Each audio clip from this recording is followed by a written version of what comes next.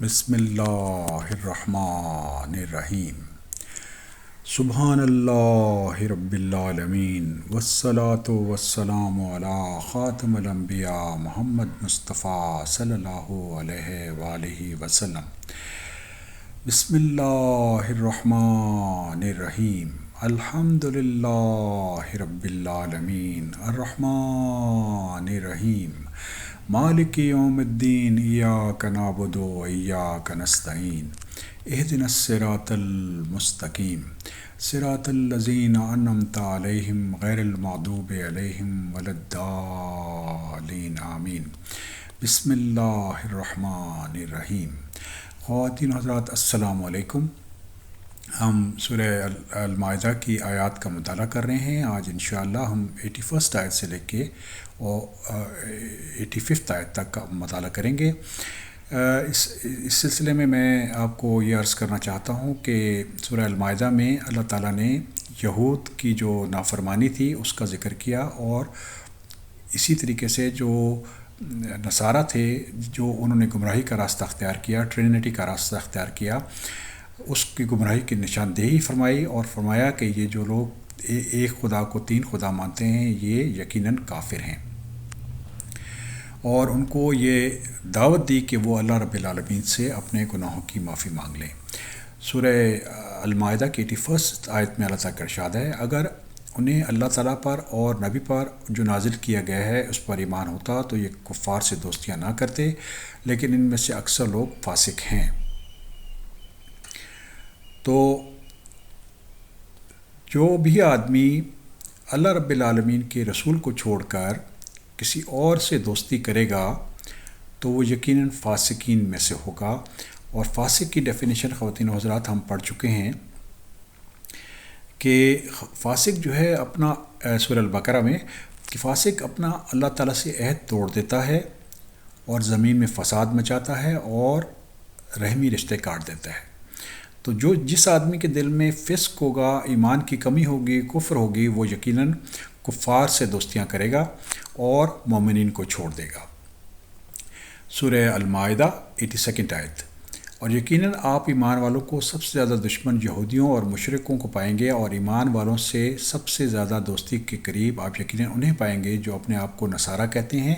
یہ اس لیے کہ ان میں علماء اور عبادت کرنے کے لیے گوشہ نشینی افراد پائے جاتے ہیں، اور اس وجہ سے یہ تکبر نہیں کرتے۔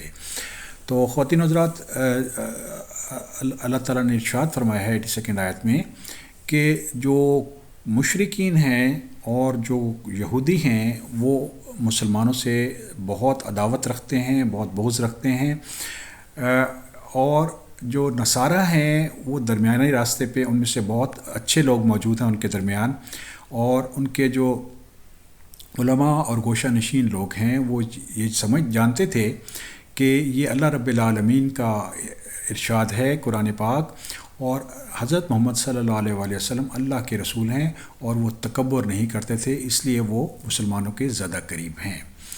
سورہ المائدہ 83 آیت۔ اور جب رسول کی طرف سے نازل کردہ کلام کو سنتے ہیں تو آپ ان کی آنکھوں سے آنسو بہتے ہوئے دیکھتے ہیں، اس سبب کہ انہوں نے حق کو پہچان لیا اور کہتے ہیں کہ اے ہمارے رب، ہم ایمان لے آئے، پس آپ ہم کو بھی ان لوگوں کے ساتھ لکھ لیں جو تصدیق کرتے ہیں۔ تو خواتین حضرات، یہ لوگ جن کے دل میں ایمان تھا، وہ رب سے ڈرتے تھے، تکبر نہیں کرتے تھے، وہ لوگ جب رسول اکرم صلی اللہ علیہ وآلہ وسلم سے اللہ تعالیٰ کا پیغام سنتے تھے تو ان کی آنکھوں میں آنسو آ جاتے تھے، اور کیونکہ وہ حق کو پہچان لیتے تھے، اور وہ یہ دعا کرتے تھے اپنے رب سے کہ ہمیں شاہدین میں سے شامل کر لیں، کیونکہ ان کو یہ احساس تھا کہ یہ قرآن اور یہ رسول واقعی حق پر ہیں۔ سورہ المائدہ 84 آیت۔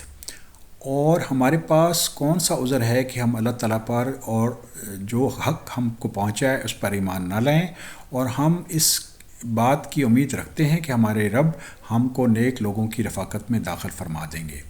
تو ایسے لوگ خواتین و حضرات جن کے دل میں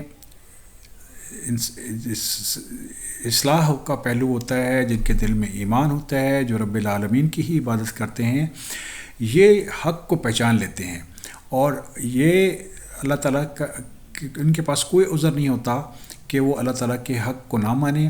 انہوں نے اللہ کے رسول اور کتاب قرآن شریف کو مان لیا کیونکہ انہیں پتہ تھا کہ یہ رب العالمین کا ارشاد ہے، اور ان کی یہ خواہش تھی کہ وہ صالحین میں اللہ تعالیٰ ان کو شامل فرما دیں، اور اسی لیے وہ اس چیز پر ایمان لے آئے جو اللہ رب العالمین نے تمام لوگوں کی طرف بھجوائی، یعنی قرآن حکیم اور اللہ کے رسول.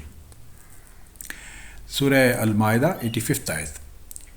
اس لیے ان کو اللہ تعالیٰ کی ان کے اس قول کی وجہ سے ایسے باغ دیں گے جن کے نیچے نہریں بہہ جاری ہوں گی، اور اس میں ہمیشہ رہیں گے، اور نیک لوگوں کا بدلہ یہی ہے. خواتین حضرات، ہم یہ نوٹ کر چکے ہیں بارہا قرآن میں کہ جو بھی آدمی جس کے پاس ایمان ہوگا اور عمل صالح ہوگا، اس کو اللہ تعالیٰ باغات میں جگہ دیں گے، جنت کے باغات میں جگہ دیں گے جس کے نیچے نہریں بہہ رہی ہوں گی، اور اس میں وہ ہمیشہ رہے گا. یہاں پر یہ ذہن نشین رکھیے کہ اللہ تعالیٰ اپنی مخلوق کو، چاہے وہ کسی بھی گروپ سے ہو، اس کے ساتھ زیادتی اور ظلم نہیں کرتے. جو بھی احسان کرنے والا آدمی ہوگا، جو بھی مومن ہوگا، اس کو اللہ رب العالمین نے یہ وعدہ فرما دیا ہے کہ اللہ تعالیٰ اس کے گناہوں سے قطع نظر کر کے اور اس کے اعمال صالح کو اور ایمان کو قبول کر کے اس کو جنت عطا فرمائیں گے. اللہ رب العالمین سے دعا ہے کہ اللہ رب العالمین ہمیں بھی جنت عطا فرمائیں. الحمدللہ رب العالمین.